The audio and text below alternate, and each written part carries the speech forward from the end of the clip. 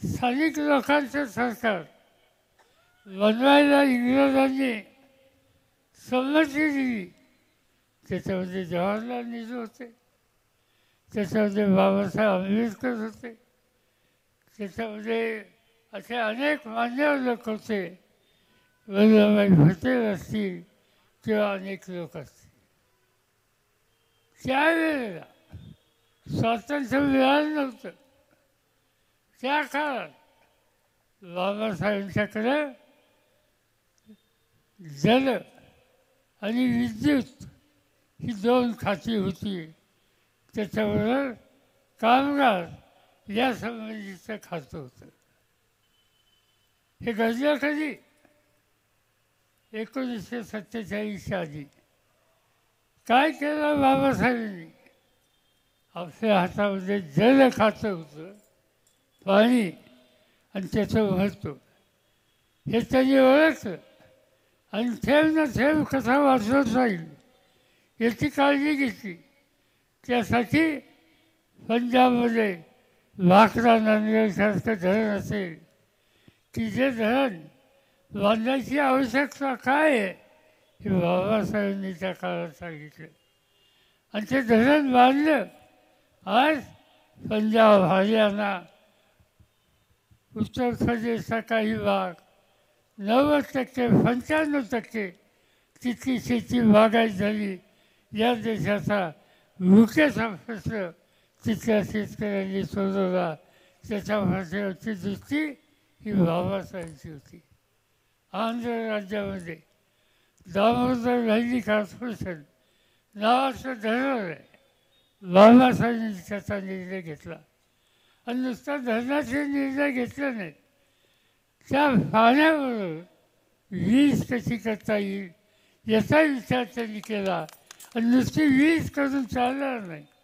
ती वीज ज्या राज्यात वीज नसेल त्या ठिकाणी नेण्यासाठी प्रत्येक राज्यामध्ये वीज मंडळ तयार करणं आणि विजेची वाहतूक करण्याच्यासाठी स्वतंत्र लाईन टाकणं हा विचार बाबासाहेबांनी मांडला आणि त्याचा परिणाम आज हे सगळे दिवे ठिकठिकाणी दिसतात. त्याच्या मागची दृष्टी ही बाबासाहेबांची होती. आणि म्हणून मूलभूत प्रश्न हे सोडवायचा निकाल त्यांनी घेतला. आणखीन एक महत्त्वाचं काम केलं आणि ते महत्त्वाचं काम म्हणजे कष्ट करणाऱ्या कामगाराला अधिकार असला पाहिजे. चळवळी झाल्या, कामगार चळवळ ही अनेक ठिकाणी पाहिली. एक काळ असा होता की मुंबई शहरामध्ये गिरणी कामगारांनी संपर्क केला. राज्य अडचणीत आलं. आपण बघितलं आपल्या आजूबाजूला अनेक कामगार संघटनांनी शक्ती एकत्रित केली, प्रश्न सोडवण्याचा प्रयत्न केला. हा त्यांचा कष्टकऱ्यांचा अधिकार बाबासाहेबांनी त्यांना दिला. आणि म्हणून दृष्टी असलेला हा नेता हा नुसती दृष्टीच्या संबंधीचा विचार म्हणून थांबणार नाही, तर त्या दृष्टीला त्या विचाराला कायमचा अधिकार मिळाला पाहिजे. आणि तो करायचा असेल तर दृष्टी असलेली आणि मजबूत संविधानाची गरज आहे. आज त्या संविधानाची निर्मिती डॉक्टर बाबासाहेबांनी केली. आज ते संविधान धोक्यात आलं सर्व अशी चिंता नागरिकांच्या मनात व्हायला लागली. अधिकार जे संविधान दिले त्या अधिकाराला हल्ले व्हायला लागले. काल 2 दिवसांपूर्वी पार्लमेंटमध्ये आम्ही लोकांनी मोदी साहेबांचं भाषण ऐकलं. काय त्यांनी भाषण केलं? सवन भाषणामध्ये टीका टिप्पणी फक्त जवाहरलाल नेहरूंच्या केली. स्वातंत्र्याच्या पूर्वी 6 वर्ष 7 वर्ष ज्यांनी तुरुंगात घालवली. स्वातंत्र्य मिळवल्याच्या नंतर बाबासाहेबांना बरोबर घेऊन एक लोकशाही प्रधान राज्य उभं केलं. त्या नेहरूंचा हल्ला, अन्य राज्यकर्त्यांचा हल्ला, हा हल्ला व्यक्तीवर नाही, त्या व्यक्तीने घेतलेले धोरणं याच्यावरचे हे हल्ले आहेत. आणि त्या हल्ल्याच्या पाठीमागं बाबासाहेबांनी दिलेली घटना ही ध्रुवीकरणाच्या संबंधीचा प्रयत्न आहे. आणि ते काम आज मोदी आणि त्यांचे सगळे सहकारी करत आहेत. शेतकऱ्यांच्यावर हल्ले होत आहेत. एक एक वर्ष दिल्लीच्या सीमेवर पंजाब, हरियाणा आणि राजस्थानमधले शेतकरी येऊन बसतात. एक वर्ष घरदार सोडून त्या ठिकाणी उन्हातानाचा थंडीचा विचार न करता त्या ठिकाणी बसतात. त्यांच्या भ्रष्टाचार सोडून देण्यासाठी सत्तेचा वापर हा केला पाहिजे, ही भूमिका आजच्या राज्यकर्त्यांच्या मनात नाही.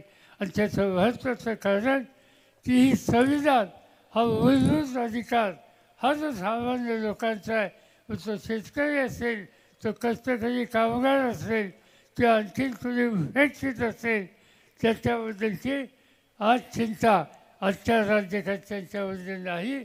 आणि त्यामुळे जर आपण जागृत राहिलो नाही तर उद्याच्याला या संविधानाला सुद्धा एक प्रकारचा धक्का दिल्याशिवाय राहणार नाही.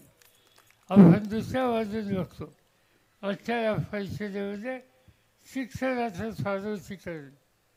शिक्षण हा तुमचा मूलभूत अधिकार आहे. तो सावित्रीबाई फुल्यांनी दिला, शाहू महाराजांनी दिला, महात्मा ज्योतिबा फुल्यांनी दिला. आणि घटना बनवताना हा अधिकार जतन केला पाहिजे, ही भूमिका बाबासाहेबांनी सतत मनात ठेवली. आणि त्याचाच परिणाम या शिक्षणाचं सार्वत्रिकरण झालं. पण आता सरकार असं म्हणतं, हे सध्याचे राज्यकर्ते असे म्हणतात, काय करायच्या ज्यादा शाळा, एका परिसरामध्ये एकापेक्षा अधिक शाळा असतील, 5 किलोमीटर शाळा असेल, 6 किलोमीटर शाळा असेल, तर या शाळा एकत्रित करा. आणखीन 5-5 किलोमीटर आमची खेड्यापाड्याची मुली चालत जाऊन त्या शाळेत त्यांनी शिकावं, या प्रकारची अपेक्षा केली. आणि ते करत असताना सांगण्यात होतं आम्हाला शिक्षणाचं सार्वत्रिकरण करायचं. आणि म्हणून एका बाजूला संविधान हल्ला, दुसऱ्या बाजून मूलभूत शिक्षणाचा अधिकार आहे त्याच्यावर हल्ला, ही सगळी संकटाची स्थिती आज आपल्याला या ठिकाणी बघायला मिळतात. अर्थात आपल्या भाषणामध्ये या ठिकाणी जितेंद्र आव्हाडांनी एक उल्लेख केला. काल काय घडलं पुण्यामध्ये, काही लोक एकत्र आले आणि त्यांनी सांगितलं की निर्भय बनव, भीती काढून टाका, मूलभूत अधिकारांच्यासाठी संघर्ष करा, शांततेच्या मार्गाने करा, निर्भयतेने करा, निर्भय बनव, भीती घाला, हे सांगितलं, हे मानलं गेलं. त्याच्यासाठी मांडणी केली तर त्यांच्या हल्ले होतात, त्यांच्या गाडीच्या काचा फोडल्या जातात, लोक जखमी केले जातात, मुलींचा हल्ला केला जातो.